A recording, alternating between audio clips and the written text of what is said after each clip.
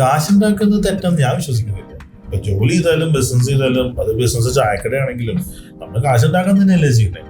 അപ്പൊ ചായക്കട തുടങ്ങി കാശുണ്ടാക്കണമെങ്കിൽ നന്നായി ജീവിക്കണമെങ്കിൽ ഇപ്പൊ എന്താ കുഴപ്പമെന്നുള്ളത്? കാശുണ്ടാക്കുന്നതിൽ തെറ്റുണ്ടെന്ന് ഞാൻ ഒരിക്കലും പറയില്ല. പക്ഷെ ചായക്കട തുടങ്ങി കുറെ കാശുണ്ടാക്കാന്ന് ഏതെങ്കിലും ഒരു വ്ളോഗർ പറഞ്ഞു കഴിയുമ്പോൾ എല്ലാവരും കൂടെ ചായക്കട തുടങ്ങുമ്പോഴാണ് പ്രശ്നം.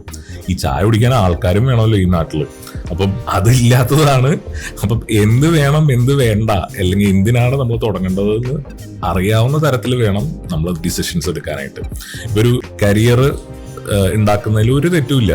ഒരു 1-1.5 ലക്ഷം രൂപ ചെലവാക്കിയിട്ടോ അല്ലെങ്കിൽ 2 ലക്ഷം രൂപ ചെലവാക്കി ഒരു നല്ല കോഴ്സ് ചെയ്ത് കരിയറിനെ ബിൽഡ് ചെയ്ത് കൊണ്ടുവരുന്ന ഒരു കാര്യത്തിനെ കുറിച്ച് ആലോചിക്കുമ്പോൾ പലപ്പോഴും ഇത്തരത്തിലൊരു ചായക്കട തുടങ്ങി വിജയിപ്പിക്കുന്നതിനേക്കാൾ എളുപ്പമാവാറുണ്ട്. പക്ഷെ വ്ളോഗ് അതിനെക്കുറിച്ച് ഇല്ലാത്തതുകൊണ്ട് കുട്ടികൾ പലപ്പോഴും അത് ചെയ്യില്ല. അതാണ് ഞാൻ നോക്കിക്കൊണ്ടൊരു കാര്യം.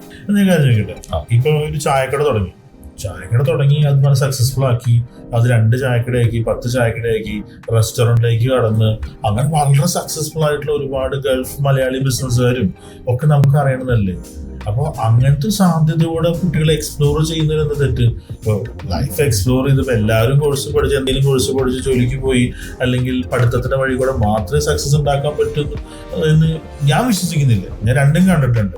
പഠിച്ച് നല്ല സക്സസ്ഫുൾ ആയ ആൾക്കാരെയും കണ്ടിട്ടുണ്ട്, പഠിക്കാണ്ട് ഒരു പഠിത്തമൊന്നും പഠിക്കാണ്ട് എന്തെങ്കിലും ബിസിനസ് ചെയ്തിട്ട് സക്സസ്ഫുൾ ആയിട്ടുള്ള ആൾക്കാരെയും കണ്ടിട്ടുണ്ട്.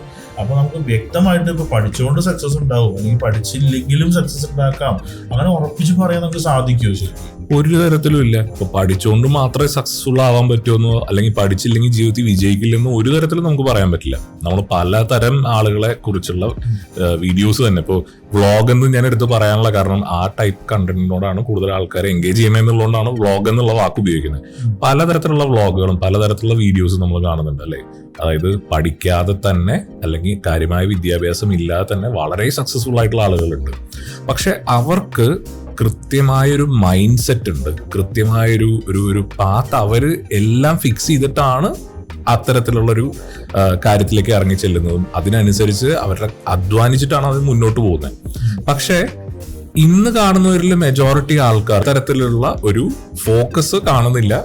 ആകെ ഉള്ളത് എന്താ, അവിടെ ഒരു 10,000 രൂപ ഡെയിലി കിട്ടാവുന്ന ഒരു കാര്യമുണ്ടെന്ന് ഒരാൾ പറയുന്നു, വേറൊരാൾ ചെയ്തത് വിജയിക്കുന്നു, എന്നാൽ പിന്നെ കുറേയധികം ആൾക്കാർ അതേ കാര്യം ചെയ്തു നോക്കാം എന്ന് വിചാരിക്കുന്നു, അത് ചെയ്യുന്നു.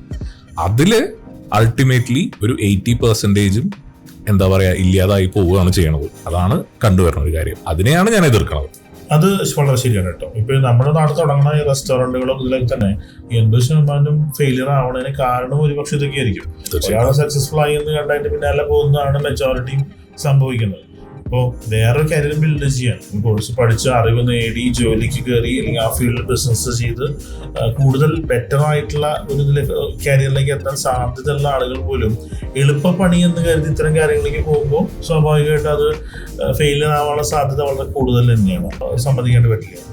തീർച്ചയായിട്ടും. ഇതിൽ അടുത്തൊരു കാര്യം കൂടെ ഉള്ളത്, ഒരു കോഴ്സ് ചെയ്യുക, അതിന് ഒരു കരിയർ ട്രാക്കിലേക്ക് എത്തുക എന്നുള്ള തരത്തിൽ പലരും ആലോചിക്കുന്നുണ്ട്. പക്ഷെ ഇവരെ ഇത്തരത്തിൽ അങ്ങനെ ആലോചിക്കുന്ന ആളുകളെ വരെ മിസ്ലീഡ് ചെയ്യുന്ന തരത്തിലുള്ള ഒരുപാട് കാര്യങ്ങളെ നമുക്ക് ചുറ്റിലും കാണാൻ പറ്റും. അതായത് 1 മാസം കൊണ്ട് ഒരു കോഴ്സ് ചെയ്യൂ, അത് കഴിഞ്ഞ് നിങ്ങൾക്ക് എന്താ പറയാ വളരെ മികച്ച സാലറിയിലേക്ക് നിങ്ങൾക്ക് എത്തിപ്പെടാം എന്നൊക്കെ പറഞ്ഞിട്ടുള്ള കുറെ തട്ടിപ്പ് കാര്യങ്ങളെ അല്ലെങ്കിൽ തട്ടിപ്പ് ഇൻസ്റ്റിറ്റ്യൂഷൻസിനെ പലപ്പോഴും നമുക്ക് ചുറ്റും കാണാൻ പറ്റും. അത് ഒരിക്കലും എത്തിച്ചേരാൻ പറ്റാത്ത കാര്യങ്ങളാണ്. അതിനെ അത്തരത്തിലുള്ള തട്ടിപ്പുകളെ തിരിച്ചറിയുക എന്നുള്ള ഒരു കാര്യം കൂടെ ഈ കുട്ടികൾ ശ്രദ്ധിക്കണം. ഇല്ലെങ്കിൽ എന്താ വെച്ചാൽ പഠിച്ചിട്ട് കാര്യമില്ല എന്നുള്ളതാണ് അവിടെ അനലൈസ് ചെയ്യണത്. അപ്പൊ അവര് പറയുന്ന കാര്യം എന്താ വെച്ചാൽ പഠിച്ചിട്ടും ഞങ്ങൾക്ക് നല്ലൊരു ജോലി കിട്ടുന്നില്ല അല്ലെങ്കിൽ അത്തരത്തിലുള്ള കരിയർ ബിൽഡ് ചെയ്യാൻ പറ്റില്ല എന്ന് വിചാരിക്കുന്നത് ഇത്തരത്തിലുള്ള തെറ്റായ വഴികളിൽ ചെന്ന് പെടുമ്പോഴാണ്. ശരിയാണ്.